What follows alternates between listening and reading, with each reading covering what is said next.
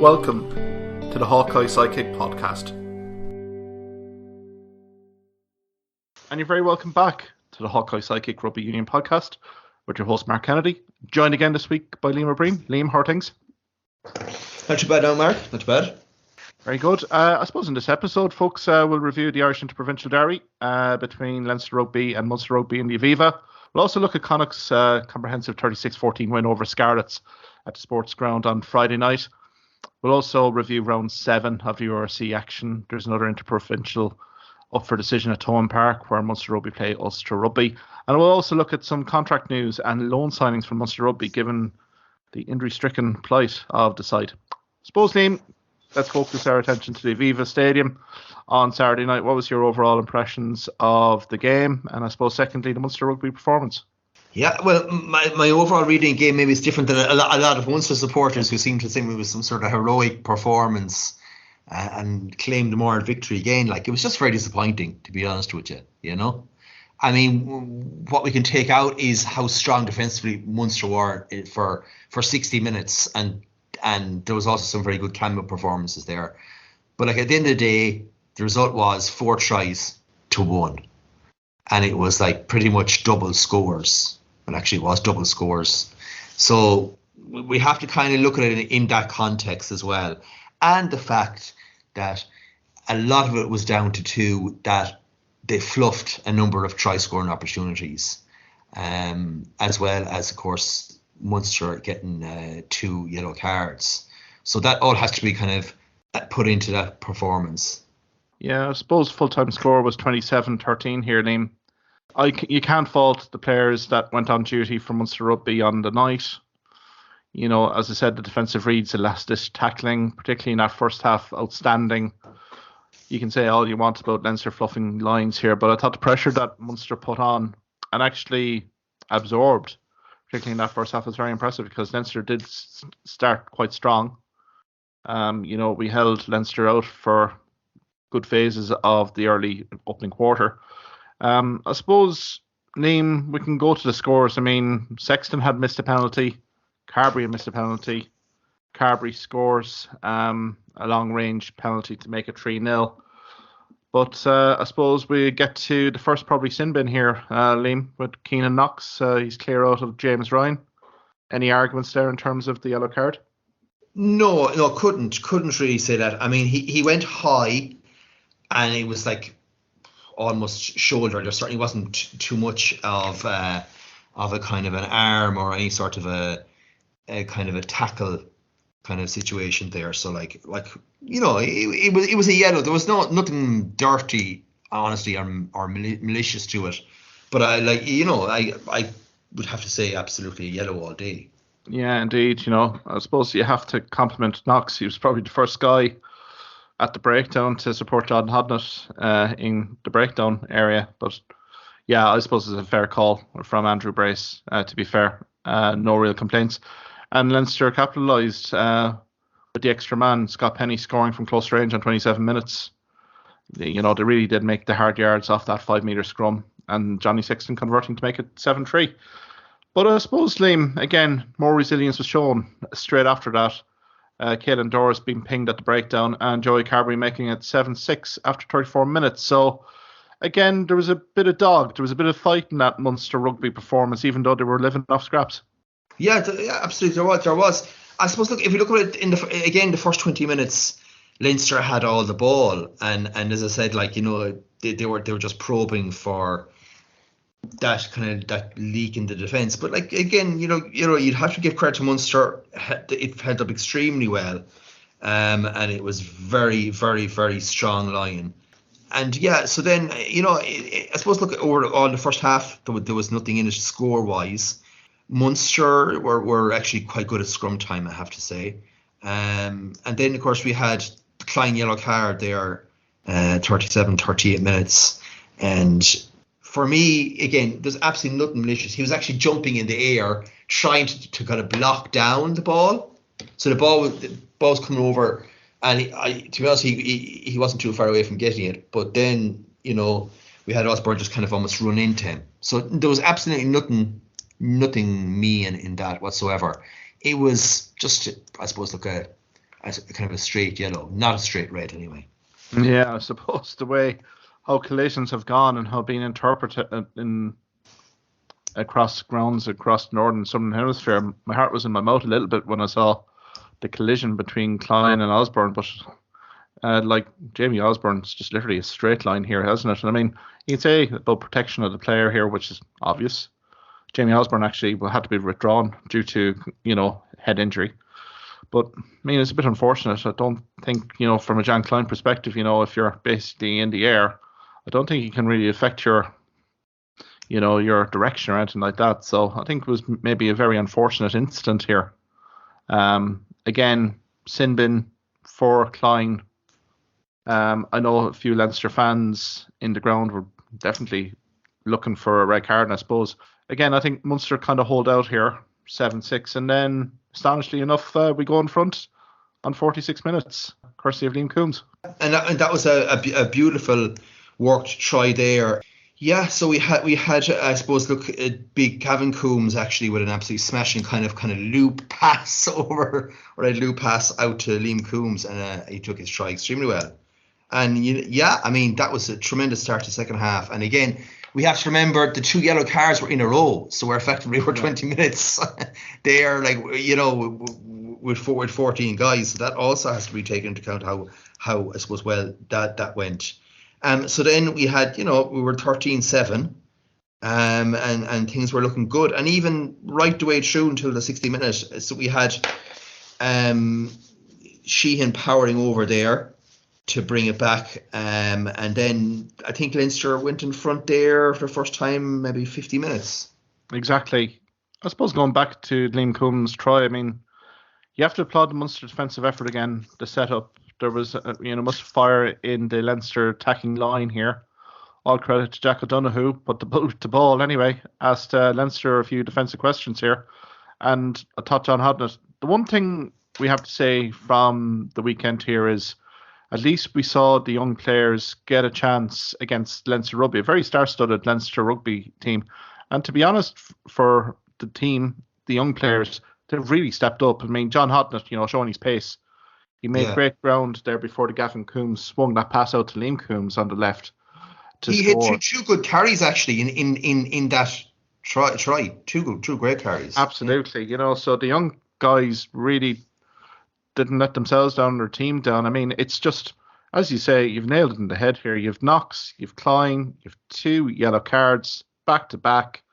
That's going to bite you, particularly in that last quarter. And let's be fair about it, Liam. When we're looking at the benches, that Leinster bench, you're taking on the likes of Andrew Porter, guys of that ilk. There's a big turnover from Porter as well there, just after 13-7 to put Leinster on the front foot, setting up that Dan Sheehan try. And, I mean, Leinster really didn't look back after that, did they? With that Dan Sheehan try, nothing that Conor Murray can do from on the try line with Dan Sheehan's coming against you. Yeah, that's for sure. And I mean, also, I suppose, look, to me, what also was key was Carberry went off there, with an injury as well, and that all affects things. Leinster really didn't have any worries there with Sexton, and then I suppose I would Healy came on, and we had Coombs going off, Campbell replaced him. Yeah, I would have liked to have seen Jack Crowley, who did so well actually in the back three in a full back, giving him about 20 minutes there would have been good to see as well. Exactly. Probably an interesting take. I know in our preview we'd like to have seen Kieran Frawley and Jack Crowley, but both did impress at full back as well. It just shows both players' versatility. I agree with you there, but I suppose Ben Healy's on the bench looking maybe for his big boot here to get a few touch finders, but never really materialised. Maybe this weekend coming against Ulster Rugby, that might be an option here. But can we go to the Luke McGrath try here on 61 minutes? I mean, as you mentioned here earlier, this effectively was the end of the game, really. But your thoughts on that, particularly the rolling maul, and also probably how easy Luke McGrath got over, because he still had plenty to do here. Yeah. I mean, look, it was a good rolling maul, but it was like at the end he had no opposition. Like he got over the line, just planked down like so easily. I don't know. I still can't figure out how he scored. I genuinely can't. Like, But like it was still in the balance at that stage. There was still only going to be like 9-10 points in at that stage. And actually Munster attacked well after that. And I thought that was actually the key point in the game there, was that last 7 or 8 minutes after that. Munster had their best attacking opportunities in the entire game. And they actually turned down, I suppose, a penalty and went down the line. When, I suppose, I don't know, maybe it was too early to say, look for a losing try bonus loss. But I think that we actually had Leinster got a real good turnover there on almost 70 minutes, and that to me was the key thing there. It was Leinster also got a good scrum with Porter as well. Oh yeah, sure. Porter absolutely destroying that scrum, to earn that scrum penalty. But I was happy to see Munster really kind of go for the jugular here.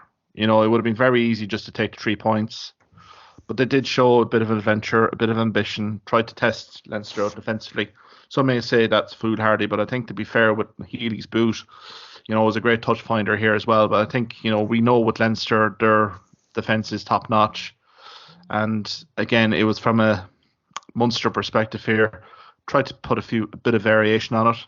But again, it was the line speed of Leinster here was really kind of crucial here. And I suppose tired bodies from Munster as well. That kind of explosiveness off the line to pick up a ball, it wasn't really there in close quarters at that key stage.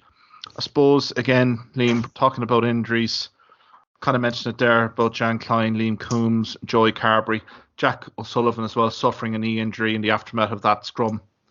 And such is the injury crisis at Munster that Scott Buckley came into the side in the back row. So, I mean, it really does say an awful lot in terms of this ever-increasing injury list here for Munster Rugby going into next weekend against Ulster Rugby. Yeah, but again, I mean, sometimes you tactically just question what the coaches are at, because we had Jeremy Loughman switching over to tight head prop. Arguably the most crucial scrum where Porter did pummel, the tight head, as it was. I mean, we had a young French on the bench. I mean, I think he would definitely have done better than Loughman, So all these things come into play as well. It's hard to see young French recover, quite frankly, from that. In addition to, I suppose, look, there's another tight head signed as well. So, but yeah, I mean, look, Jack O'Sullivan, extremely unlucky. He's out injured again for what could be a long-term injury, and the injury list is mounting for us now at this stage, going into the Ulster game. But like, I suppose Leinster, they can afford a bit more injuries. They've a much bigger quality squad as well. I think it's how you game manage your squad, the workload. I think a few of the Munster players that are now in the injured treatment room probably getting more minutes than anticipated. And I think it's coming home to roost. I think I saw a stat on Twitter there that 26 Munster squad players were either unavailable or injured for that Leinster Rugby game. That is an astronomical number going into round 6 of a league campaign. So I would hope anyway, sincerely, from a management perspective, I know they're evolving. They're just in the door, but I think they need to also reflect in terms of workload here, in terms of training sessions, in terms of game minutes that they are giving guys, that squad rotation is key. Leinster have been very good in doing that. You could see that with Jason Jenkins. He did come on, from the start against Munster. He had reduced game minutes, particularly in sports ground. I don't think he featured. So it's, again, managing your players accordingly. And, quite a few of these injuries here from Munster, have been kind of perhaps kind of maybe preventable, just given workload. Maybe the training sessions have been upped in intensity here in the University of Limerick. I don't know, Liam, but it just seems quite an increased injury list, and we always see this Munster Rugby either at the start of the season or during the key April, May, that there is an extended injury list here. So I'm just not quite sure what's happening here within that camp when you compare it to other provinces. Yeah, but Denmark, it knocks on then. The effect is you always see, come, as you said, April, May, Leinster and Ulster have all their top players available, and we have half our squad missing. So there's always something wrong there, and it's not just now. Say last season as well. In terms of the strength and conditioning, it has to be questioned why these kind of soft tissue injuries are happening, why there's so many more hamstrings, why there's these ACLs that's continued into this season. And it's another question, I suppose, is it the kind of the style of play that Munster have had over the last few seasons? Has that contributed, as you said, like the what they're doing in terms of the training and the intensity of the training as well? And is it all that combined is leading to a situation where we're going to struggle to have a bench, certainly this weekend?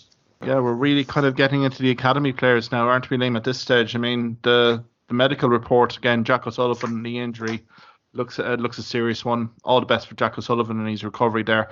Liam Coombs, hamstring. Tom Hearn, shoulder. Jean Klein going for a scan on a rib injury. You know, there's 8 Munster players going to be selected for that Bank of Ireland Nation Series to Dublin this week. So I think from that perspective, you're kind of looking at the numbers again and heading into that Ulster rugby game here this weekend. Probably delicately poised here. Particularly. Yeah, the only good thing is, I mean, there are guys coming back. Like say Haley and Zebo will be coming back into the team there. So that's good to see. And, you know, we still have actually quite a good front row. So we're probably going to see Rowan Salanoa is going to be back. I'd like to see himself and Barron and Kilcoyne in the front row. That's not too bad. Probably a bit light there in the second row, hoping that Dogba tries to get back for the weekend. And yeah, also in the back row, I guess we just had the bare 3 players to select from at this stage. Exactly. So it'd be interesting to see even is likes of a Peter Mahoney, Ty Byrne, what's their status as well. It is looking ominous enough in terms of the injury count, but again, it may be another opportunity for the academy players and the young players to really impress here. Again, I can see Patrick Campbell probably getting some extended game minutes here against Ulster Rugby as well. So it is interesting. And I mean, Ulster Rugby coming in here in the backdrop of last weekend, the postponement in South Africa, the virus that hit their camp and their medical staff and backroom staff for that matter. I think it's an intriguingly poised game here where you've one side really counteracting and, you know, battling with injuries and another team which are trying to recover from a virus outbreak. So I don't know how the form line's going to go here, Liam, on Saturday evening, quite brutally honest. Yeah, because I suppose the thing is, Ulster have in that sense been well rested as a squad, but also if you have a gastroenteritis, I mean, you're going to not have done much training in 2 weeks either. So in terms of match sharpness, so we may have a bit of luck on our side in that sense. Now Ulster could actually name maybe a kind of quite a strong side as well, because let's be honest about it, they don't have an awful lot of guys playing for Ireland or even for Ireland A.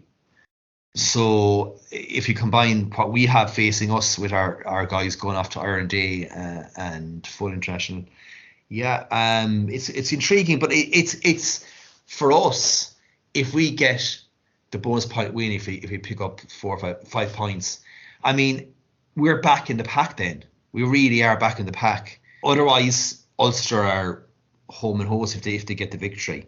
So it's intriguing. It's a must-win bonus point win. Yeah, I think for both teams, it's certainly must win. I mean, like Leinster, 6 from 6, 28 points. They're up and away. I think they're gone here, Liam, to be perfectly fair. I think Ulster Rugby should be seeing this in Thomond Park as a massive opportunity to come down to Limerick and get a result. And if they could get a result here, Liam, it's a massive, massive statement in terms of maybe securing one of those kind of top 2 or 3 berths. I mean, you have the Bulls there as well, Stormers.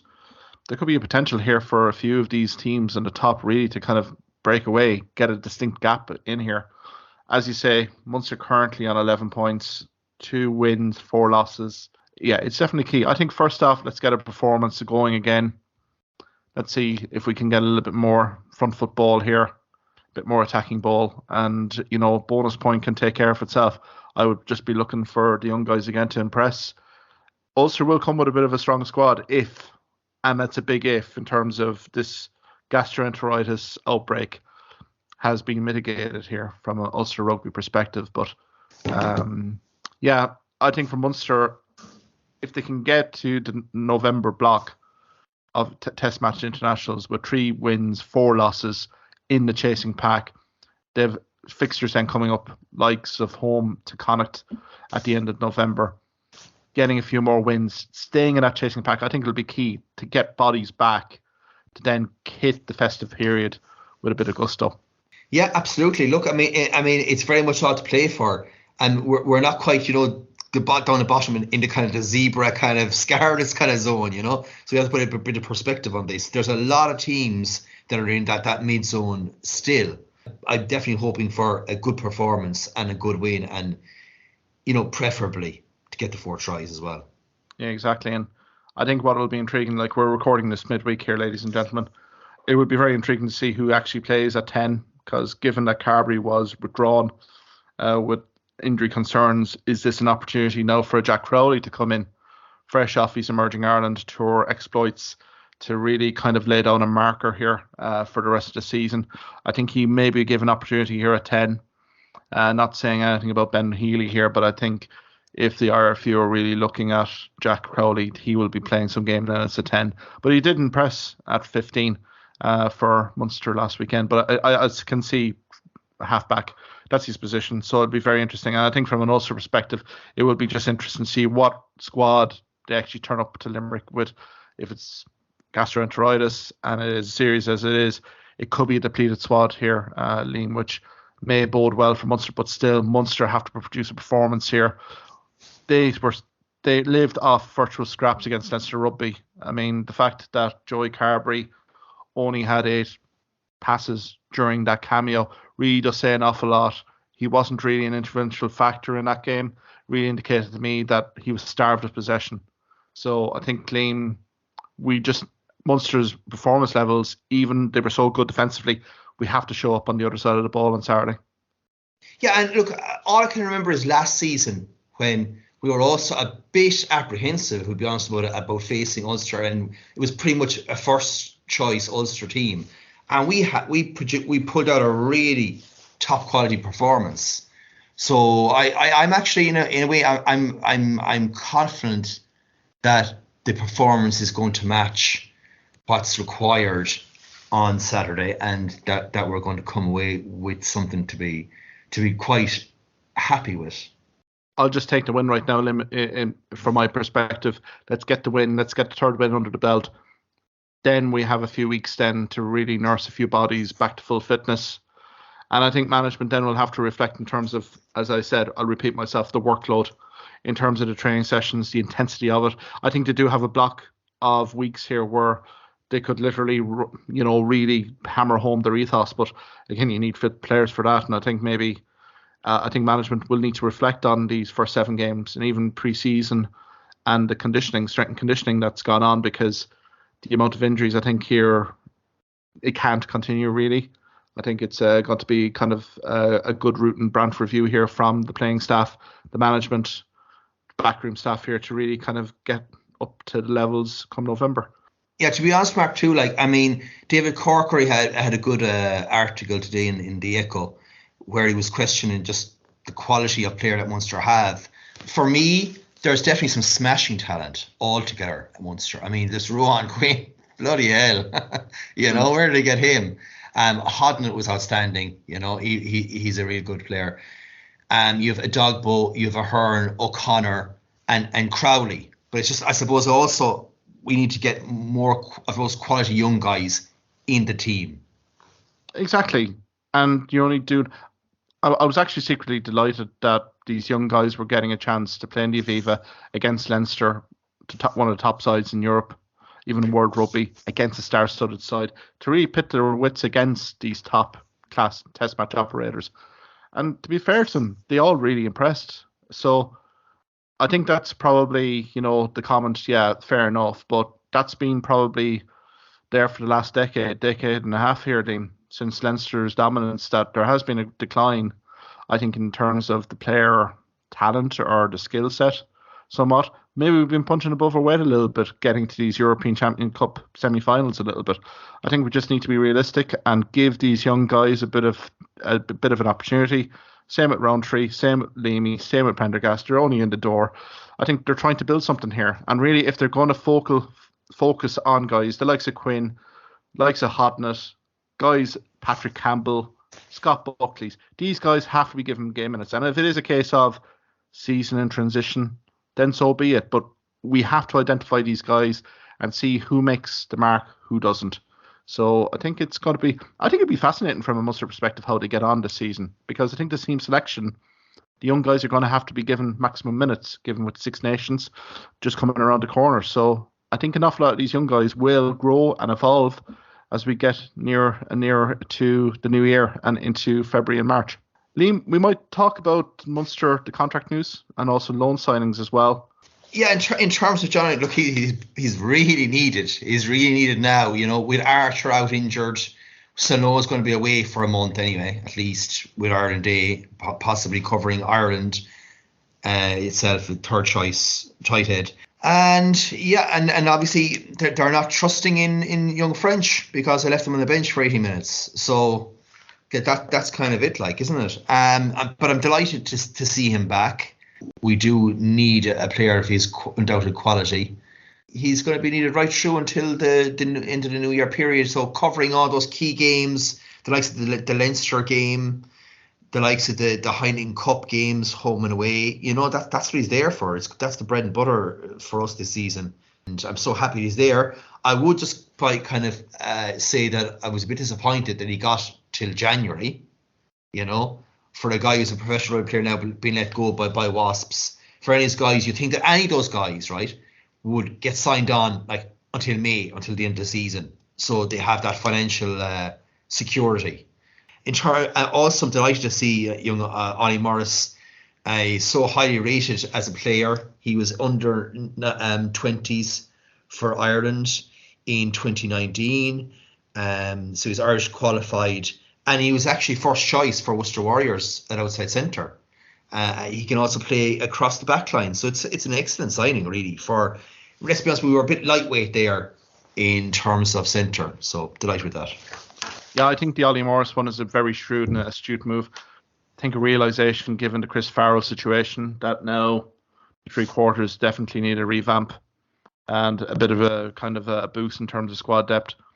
Ollie Morris has been was very impressive for Worcester Warriors, took his opportunities superbly well. This is a guy that was very highly rated within the Saracens setup as he was starting his professional career.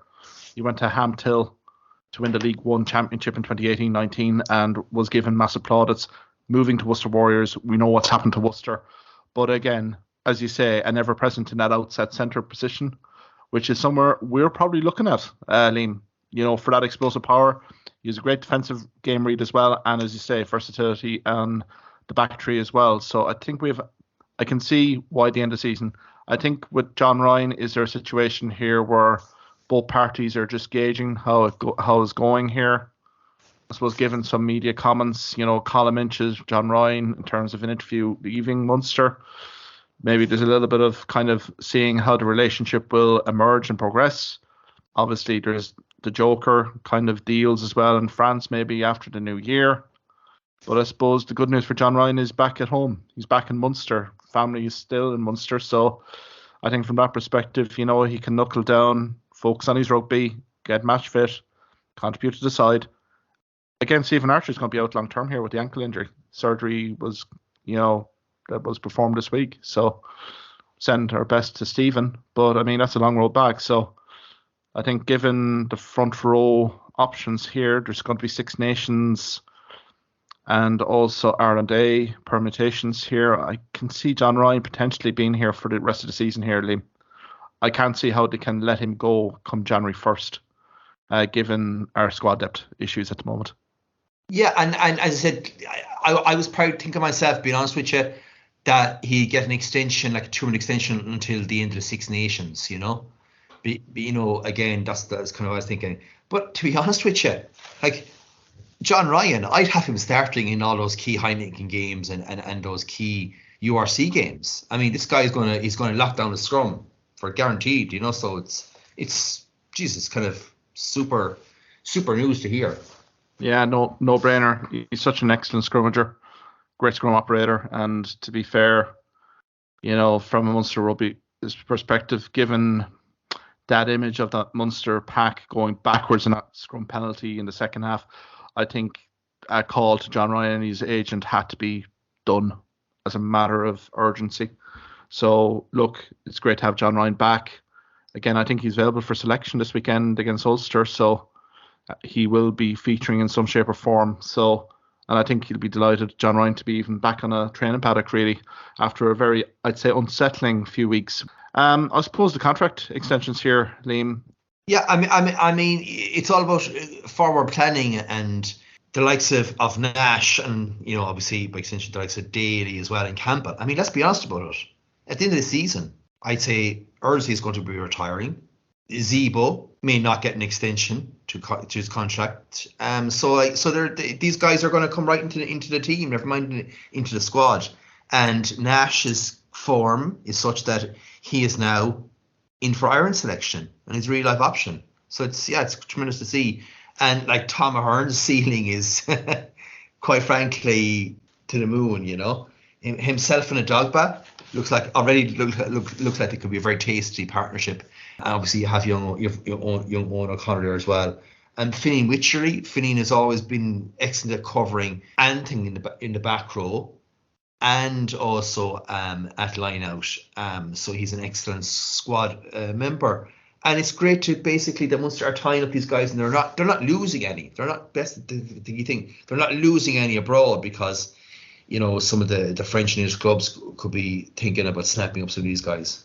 I think the age profile on those contract extensions really does excite me. We haven't seen the best of any of those three guys really effectively, Liam. So the fact that they're tying down to an additional two seasons after this season are huge. I think Calvin Nash, massive favours on that Emerging Ireland tour to South Africa. It was a good experience for him. And I think Simon Easterby saw firsthand the talent and potential that Calvin Nash has. He's shown his schools, he's shown his potential with Munster Rugby on that tour. And again, hey presto, we got a 2-year contract extension deal 2 to 3 weeks after that Emerging Ireland tour. I think Tom Hearn, Finian Wycherley, I think it's the versatility there of Finian Wycherley as well. He can do back row, second row. Tom Ahern, as you said, look at the attributes of the player. Guy in another year, 2 years, going to be an absolute seasoned test match operator. You look at Joe McCarthy, particularly in that Leinster setup. I would rate Tom Hearn around that level as well. And he'll only improve if he gets more game time with Munster Rugby. Saying that, he got withdrawn with the shoulder injury. Hopefully it's not too serious here, Liam. But we'd like to see Tom Hearn get more and more game minutes here under his belt. Like Finian Wycherley has 80 plus caps for Munster right now. Look at his age profile. So I think it really does bode well for Munster Rugby that they tie down these young guys, because who knows, disaster, worst case scenario, Challenge Cup. I don't want to be speculating here, but is there one or two marquee guys on contracts with Munster going to be transferred to clubs that are going to be in Champions Cup next season? So there is that element here as well. I don't want to be doomsday merchant here, but I think from a Munster perspective, they have to tie down an awful lot of their young talent that are going to be here for the 2, 3, 5 years going down the line. So look, it's very positive news all in all. Liam, we might switch from Munster to Connacht Rugby. Connacht, after they had a decent performance against Leinster. Look, it was a blood and thunder Interpro. They faced Scarlets in Sportsground on Friday. It was really a must-win game for them to keep any kind of hopes or ambitions in the URC alive. 36-14 win against the Scarlets, securing that bonus point. It was, I thought, a very, very workmanlike performance against Connacht, against the Scarlets team that were a bit wayward, to say the least. Yeah, I thought it was an incredibly comfortable. It was as the scoreline suggested, something like 36-14. It literally was that comfortable, particularly in the second half. Now the Scarlets again, they are quite a disciplined this season. They got 2 yellow cards, which certainly didn't help. But Connacht scored a number of nice tries, I must say, in the second half particularly. Yeah, I mean, the pattern straight off, didn't they? Niall Murray I've been very impressed with from Connacht this season, the second row. now with Gavin Thornbury, they've formed a massively impressive partnership here. And when you consider like Josh Murphy, Niall Murray has really impressed me. And I mean, his try after only a minute really did kind of give the home support a great boost here. I mean, put Scarlets briefly on their toes. Now, in fairness to the Scarlets, they did kind of respond back with a penalty. Carty as well with a penalty as well. But to be fair to Scarlets, did look a little bit disjointed. Maybe it was due to the late withdrawal of Lee Halfpenny as well just before kickoff.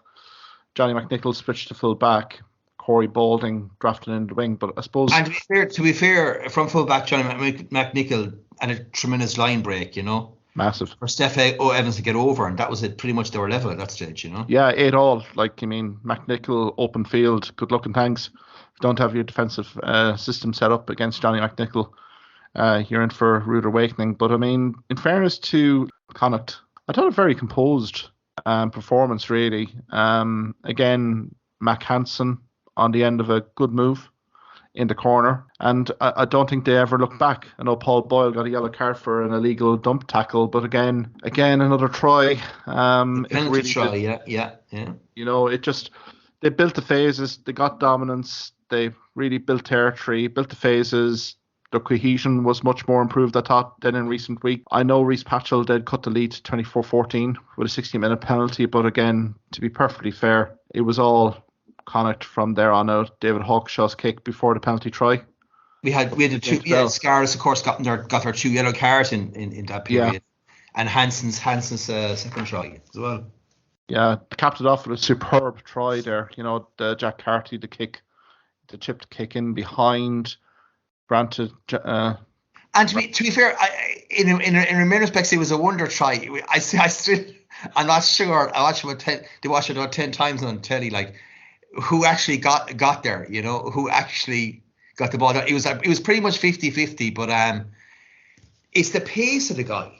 Hansen has serious pace. I mean, he was well behind 3 or 4 Scarlets guys, when that kick went through. He was just an absolute flyer. And I think, he had the pressure. He had downward pressure at the end, yeah. He's very deceptive speed, doesn't he, Liam? And I suppose Johnny McNicholl made a massive attempt to get back, and to be honest, I don't know how the TMO really gave that. To be fair, it was just, I thought, very, very close. Again, probably going with the attacking side here, but I mean, the kick in behind from Carty, really good. I mean, Carty, particularly his open play, was again excellent for Connacht, and I think it really caps a great kind of few weeks for Connacht. I suppose they can look at the Leinster Rugby as maybe a lost opportunity, but they beat Munster Rugby. They've won this game here 36-14 very comprehensively. And an awful lot of the key guys are really turning up here. And I was really impressed by David Hawkshaw as well here, Liam. A guy that really has the raw talent, the potential. We've seen in the under-20s. But he needed game minutes. Good luck and thanks. He's, with likes of Gary Ringrose, Robbie Henshaw, in the Irish ranks, going to be ahead of him in Leinster. He makes the move to Galway, and to be honest, I don't think he's put a foot wrong since being with Connacht this season. Yeah, and he's a lovely interplay, and that's the key about it. Like, of all the Irish provinces, even Leinster, it's the interplay between Hawkshaw and Carty is taking their play to another level, actually. Yeah, no, it's been good, and plus the fact that he has a great kick game as well. And kick off the tee as well. I mean, he did try attempt right at the end there. It's tricky conditions at the best of time here in the sports ground. So I think all in all, job well and truly done here. I've been impressed an awful lot with the Connacht pack. It seems a much more cohesive unit this season than it was last season. They are really wreaking havoc in terms of line-out set piece. Niall Murray, really kind of coming to the fore here as well. So I think, to be perfectly fair here, Liam, there's a crunch game in Towan Park on November 26th. I suppose before then, this is the classic Connacht Rugby. They're going to the Ospreys. Ospreys are going to be minus a few of the Welsh internationals for that game in Swansea. It's a sort of game here in the past that Connacht have basically stepped up on, and I think the comments from the Connacht Rugby camp have been this week, we can't let history repeat itself. So I think it's going to be very interesting to see if Connacht can make this 3 wins out of the last 4. With a very professional performance against the Ospreys, who this time of year always pull up a result that you don't expect. Yeah, they do, of course. And the Ospreys, oftentimes are an extremely talented squad. And the only thing I'd say is that, again, there's nothing like only a few points between them, between 5 or 6 teams there. So it's key. Benetton as well. So yeah, they've got to keep getting those wins. I think it's a key one here for Connacht. A loss here really does undo an awful lot of the good work they've done in recent weeks, particularly against Munster, particularly against Scarlets. It's these away games where they need to get a few notable marquee road trip wins.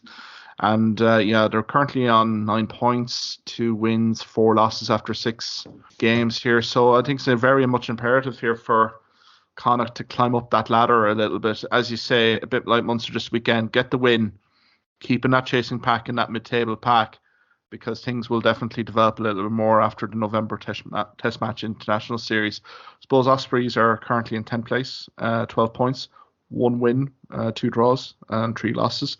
So again, maybe a season-defining fixture for both these teams.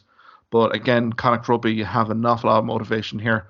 Given the form, how they've been playing, particularly against Leinster Rugby, they showed an awful lot of good signs here, particularly in their physicality, particularly in their line speed. I thought was brilliant.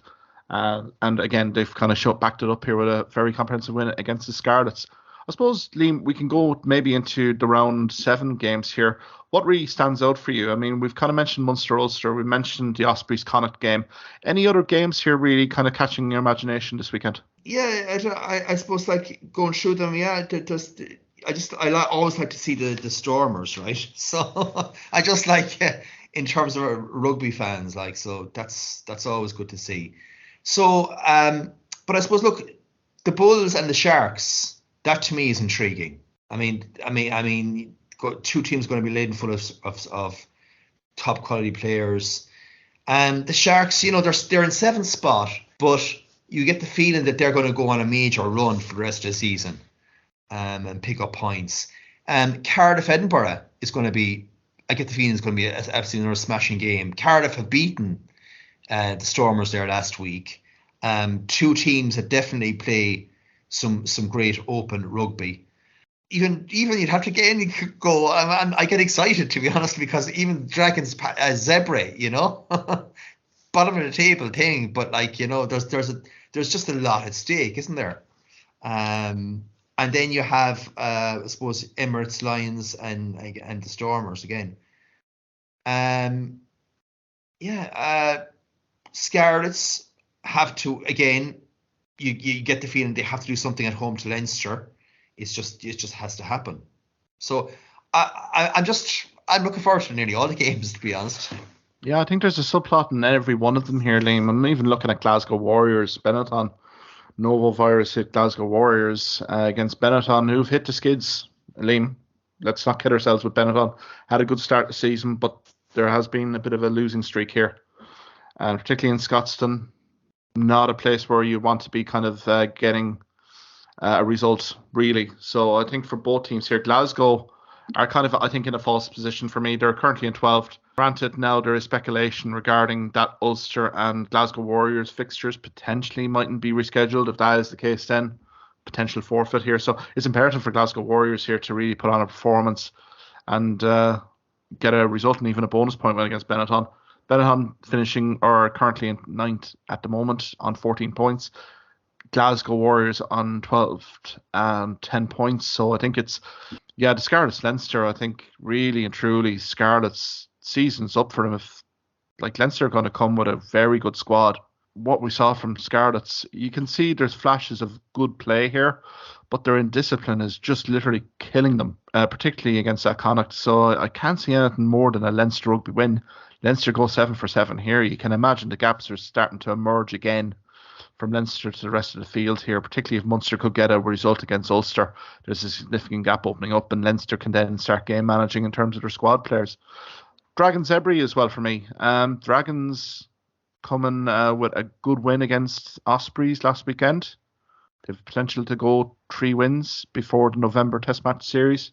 JJ Hanrahan has been pretty prominent for the Dragons against the Zebra side, who had shown good flashes, but again, they're on a losing streak as well, so it will be very interesting to see. I think from a Dragons perspective, it'll be good for the Welsh Regions if they can get a 3rd win. They're in that mid-pack.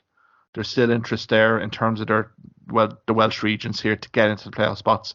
So I think that's been a good story for the league this year, that Dragons have been kind of competitive, as we've seen against Munster Rugby. And yeah, the Cardiff Blues have really kind of turned it on as well, Liam. And I mean, we were critical of Munster Rugby in Arms Park, but I mean, Cardiff for us, they are showing their true potential. They've 4 wins, 2 losses. I think Dai Young's been doing a great job there. And look, you can see the squad that's there. They're really building momentum now. And again, 6th place right now, a potential win against Edinburgh here, it lifts them into probably a top 4 position. Yeah. I mean, I kind of felt at the start of the season that of the Welsh regions, just looking at the sheer quality that Cardiff have, that they do the best placed team to qualify for Europe. And I think that's going to be the case over the rest of the season. I can't really see the Scarlets or the Ospreys doing much. And funny enough, the next best place team is Dragons in terms of the Welsh regions. They recruited quite well in the summer as well. But yeah, I mean, I take Cardiff to get a good win against Edinburgh, and again, they're right up the table. They're well into the top 8. And they have got a very good coach, as you said, in Young as well. Seasoned operator and knows how it is to get the most out of a team. So I think from that perspective, Liam, yeah, I think it would be intriguing because Edinburgh really do play a nice brand of rugby as well. They've high motivations as well here. 3 wins, 3 losses from their first 6 games. Again, it's probably a key game for an awful lot of teams here, just heading into that kind of break here and really kind of ending this block of fixtures on a big high. So I think it'll be intriguing. Again, Leinster being the kind of the form side so far, but again, look, you can never discount the South African teams here. You have the Bulls, Stormers, the Sharks, I think, are in a very false position at the moment. You can imagine when all those South African internationals are back in Christmas and the New Year, they'll be racking up wins as well. So, and same with the Lions as well. You see these South African teams, the 4 of them are in the top 8. That kind of tells you everything you need to know here about this league. It's going to be even more competitive than it was last year in its debut season. So, all to play for. I'm really looking forward to these games, Liam, to be perfectly fair. All to play for in the URC round 7. Looking forward to it immensely. Liam, many thanks for your contributions tonight. Enjoyed the weekend. I imagine you'll be down in Thomond Park shouting the guys on against Ulster. Have a good weekend. Absolutely. We'll be cheering them on to a victory anyway, hopefully. And as you said, other games, crack games ahead for all the teams.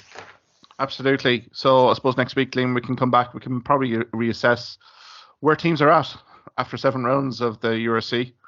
Who's the winners, who's the losers here, and who are the teams that are really kind of going to have to kind of pick up the pace here after our November Test match series. But until then, Liam, thanks very much and have a good weekend. Thank you for listening to this podcast episode. If you liked what you heard in this podcast, why not subscribe to the Hawkeye Sidekick podcast on either Amazon, Spotify, YouTube or Twitter platforms. You can also follow me at Hawkeye Sidekick on Facebook and Twitter for the latest sporting opinions, articles and reports.